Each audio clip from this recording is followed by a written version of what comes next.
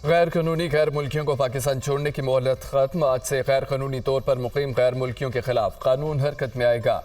मुल्क भर में ग्रैंड ऑपरेशन की तैयारियां, लिस्टें तैयार। गैर कानूनी गैर मुल्कियों के इनखला के लिए इंतजामात मुकम्मल। अब तक गैर कानूनी तौर पर मुकीम 1,04,481 अफगान पनागज़ीन अपने वतन वापस जा चुके हैं।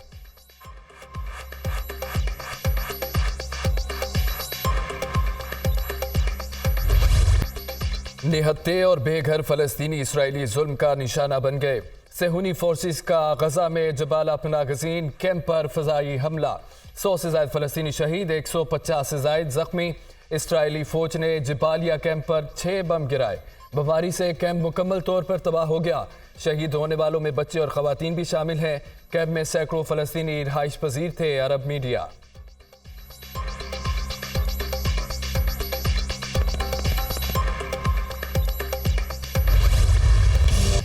इसराइल ने गजा में फलस्तीनियों पर जमीन तंग कर दी। इसराइल का हमास के 600 ठिकानों को निशाना बनाने का दावा। अल-कुद्स अस्पताल के तरफ में शदीद बमबारी। गजा में कैंसर का वाहिद अस्पताल मुकम्मल तबाह। हर तरफ लाशों और मलबे के ढेर। इसराइली बमबारी से शहीद फलस्तीनियों की तादाद 9,000 से ज्यादा हो गई। 3,600 से ज्यादा बच्चे, 1,800 से ज्यादा खवातीन शामिल। वहशना बमबारी से 23,000 से ज्यादा फलस्तीनी जख्मी। 1,000 बच्चों के मलबे में दबे होने का खदशा।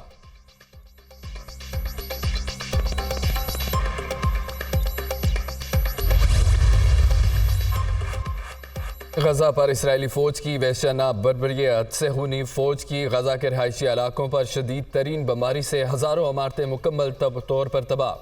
24 रोज़ के दौरान हलाक अक़वाम मुत्तहिदा के एहलकारों की तादाद 63 हो गई।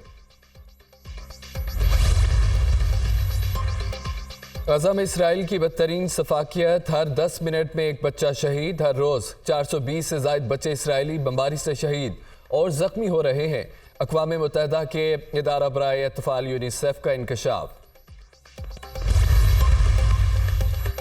रफ़ा बॉर्डर खोलने से मुतालिक बड़ी पेशरफ्त। आज रफ़ा बॉर्डर गजा के जख्मियों के लिए खोल दी जाएगी। तर्जमान अमरीकी दफ्तर खारजा का कहना है कि जख्मी फ़लस्तीनी मिस्र में अपना इलाज मुकम्मल करा सकेंगे। अमरीका चाहता है कि रफ़ा बॉर्डर खोला रहे ताकि अमरीकी और दूसरे गैर मुल्की भी आ सकें। तर्जमान अमरीकी दफ्तर खारजा मैथ्यू मिलर की प्रेस कॉन्फ्रेंस।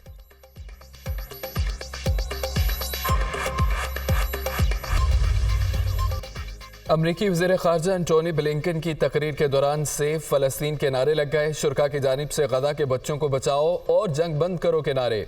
अमरीकी वज़ीर ख़ारजा को अपनी तकरीर रोकना पड़ी। एंटोनी ब्लिंकन वज़रा के हमरा इसराइली यूक्रेन फंडिंग के हवाले से सेशन में शरीक थे।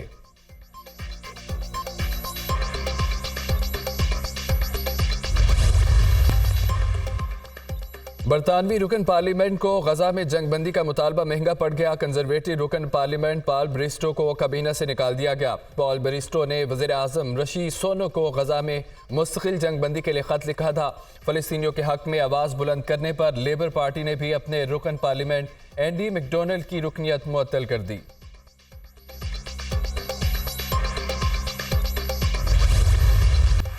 वफाकी हुकूमत का पेट्रोल और हाई स्पीड डीजल की कीमतें बरकरार रखने का फैसला। 1 नवंबर से पेट्रोल और हाई स्पीड डीजल की कीमतों में कोई रद्दबदल नहीं होगा। आइंदा 15 रोज़ के लिए पेट्रोल और हाई स्पीड डीजल की कीमतें बरकरार रहेंगी। मिट्टी के तेल की कीमत में 3 रुपये 82 पैसे की कमी। नई कीमत 211 रुपये 3 पैसे फी लीटर मुकर्रर।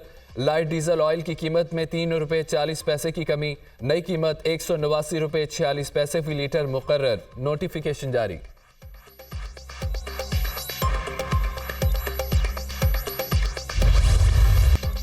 मुस्लिम लीग नून का भी मुल्क में फौरी इंतखाबात का मुतालबा। उम्मीद है इलेक्शन जनवरी के आखिरी हफ्ते में होंगे। पार्टी टिकट के ख्वाहिशमंद उम्मीदवारों से दरख्वास्तें तलब 10 नवंबर तक अप्लाई कर सकते हैं। इरफान सदीकी की सरबराही में मंशूर कमेटी भी कायम कर दी गई। मुआशी गिरदाब से निकलने के लिए इंतखाबात ज़रूरी हैं। मसाइल के हल के लिए मजबूत हुकूमत दरकार है। जो नाइंसाफ़ी नवाज शरीफ से 2017 में हुई थी उसका अजाला होना चाहिए। हम सब की ख्वाहिश है कि नवाज शरीफ आइंदा मुल्क के वज़ीर आज़म हो। PTI के साथ जो हो रहा है उसके जिम्मेदार वो खुद हैं। मुस्लिम लीग नून की अहम बैठक के बाद हसन इकबाल की मीडिया ब्रीफिंग।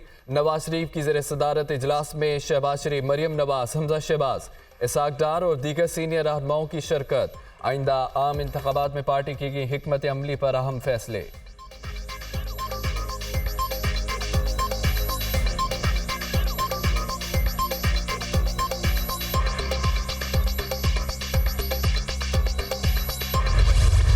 अगर इंतखाबात की तारीख इलेक्शन कमीशन ही देगा।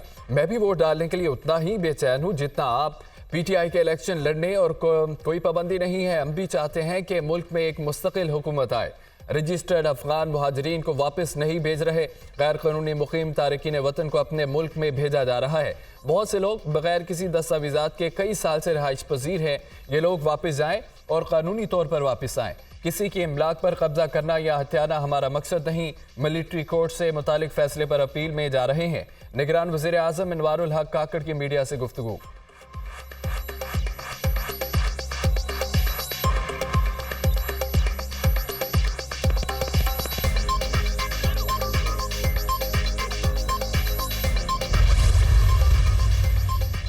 फैजाबाद धरना नजरसानी केस में साबिक चेयरमैन पेमरा इब्सार आलम ने सुप्रीम कोर्ट में जवाब जमा करा दिया। धरने के दौरान मुझ पर उस वक्त के डीजीसी फैज हमीद का शदीद दबाव था।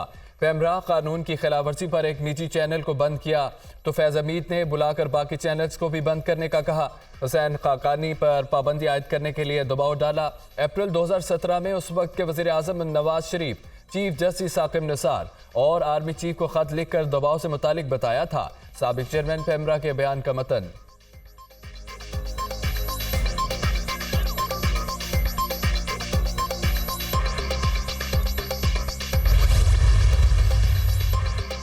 सुप्रीम कोर्ट ने नैब तरमीम केस की प्रैक्टिस एंड प्रोसीजर एक्ट के तफसीली फैसले से मशरूत कर दिया। अदालत ने ट्रायल कोर्ट्स को नैब रेफरेंसेस के हतमी फैसले से रोक दिया। अपील में वफाकी हुकूमत ने प्रैक्टिस एंड प्रोसीजर कानून का नुक्ता उठाया। अगर ये दलील मान ली तो नैब तरमीम के खिलाफ दरख्वास्तें ज़ेर इल्तवा तस्वुर होंगी। ज़ेर इल्तवा दरख्वास्तों पर असर 9-5 रुकनी लार्जर बेंच फैसला करेगा। नैब तरमीम के खिलाफ अपील को प्रैक्टिस एंड प्रोसीजर के तफसीली फैसले आने के बाद मुकर्रर करेंगे। मालूम नहीं निपटाए गए मुकदमात से मुतालिक तफसीली फैसले में क्या लिखा हो। चीफ जस्टिस पाकिस्तान काजी फाइज ईसा के रिमार्क्स। नैब तरमीम केस का फैसला मुअत्तल करने की फारूक एस नाइक की इस्तदा मुस्तरद। आइंदा समाअत तक एहतसाब अदालतें हतमी फैसला ना सुनाएं। चीफ जस्टिस की हिदायत। सुप्रीम कोर्ट का अदालती हुक्म और अपीलों को नकुल चेयरमैन पीटीआई को जेल में फराहम करने का हुक्म समाअत। गैर मुअय्यना मुद्दत के लिए मुलतवी इंट्रा कोर्ट अपील पर दरख्वास्तों की समाअत चीफ जस्टिस की सरबराही में 5 रुकनी बेंच ने की।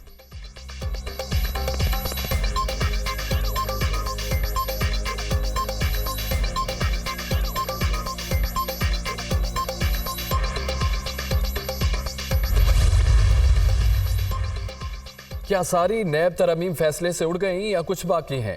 चीफ जस्टिस का दौरान समाअत इस्तफसार।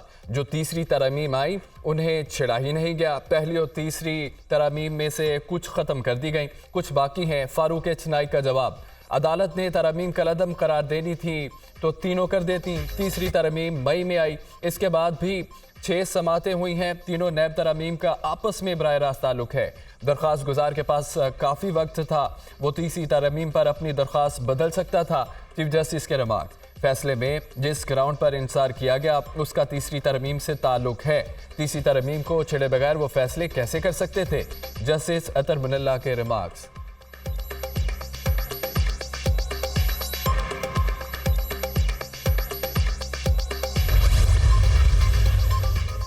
अडियाला जेल में चेयरमैन पीटीआई और शाह महमूद कुरैशी के खिलाफ साइफर केस की समाअत 7 नवंबर तक मुलतवी। एफआईए ने मजीद 5 गवाहों को पेश कर दिया। पेश होने वाले गवाहान के मुकम्मल बयानात कलमबंद न हो सके।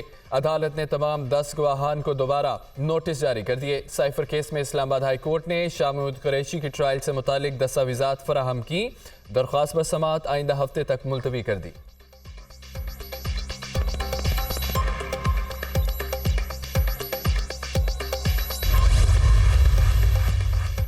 जेल ट्रायल और जज की तैनाती के खिलाफ चेयरमैन पीटीआई की इंट्रा कोर्ट अपील पर समाअत। इस्लामाबाद हाई कोर्ट ने बजाते कानून के जॉइंट सेक्रेटरी लेवल के ऑफिसर को जुमेरात को तलब कर लिया। बताया जाए ऑफिसर सीक्रेट एक्ट के मुकदमात सुनने का इख्तियार बाकायदा ज़ाब्ते के तहत दिया गया या नहीं? अदालत का इस्तफसार। समाअत जुमेरात तक मुलतवी।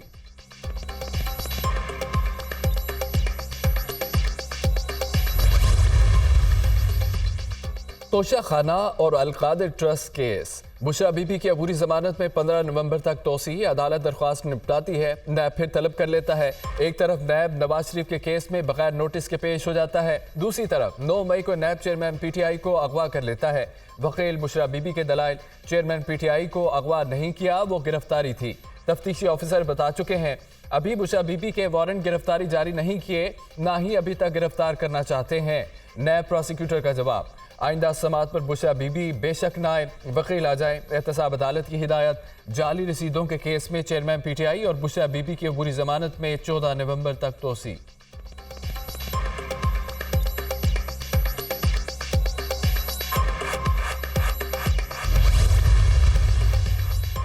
जानिबदार निगरान वफाकी वज़रा के खिलाफ केस। इलेक्शन कमीशन ने दलाइल मुकम्मल होने पर फैसला महफूज कर लिया। अगर कोई वफाकी वज़ीर किसी सियासी जमात की साइड ले रहा है तब इलेक्शन कमीशन कार्रवाई कर सकता है।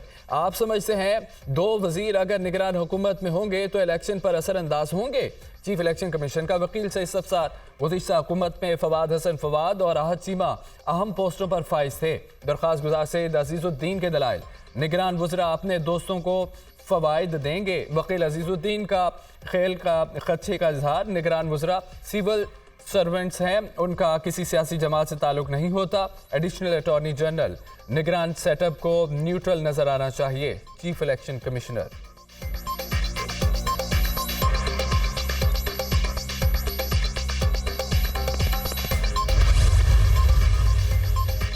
पाकिस्तान स्टॉक मार्केट में जबरदस्त तेजी, 6.5 साल की बुलंद तरीन सतह पर पहुंच गई।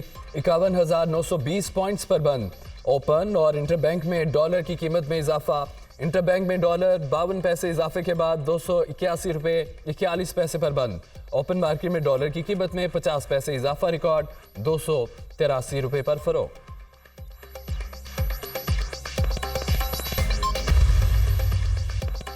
तहरीक इंसाफ के साथ खड़ा हूं, पहले भी इस्तकाम पाकिस्तान पार्टी में शमूलियत की दावत दी जा चुकी। IPP को सियासत में बेस्ट ऑफ लक कहता हूं। असद उमर की मीडिया टॉक, साबिक वजीर को 9 मई के वाकयात की तहकीकात के लिए GIT ने आज लाहौर में तलब कर लिया।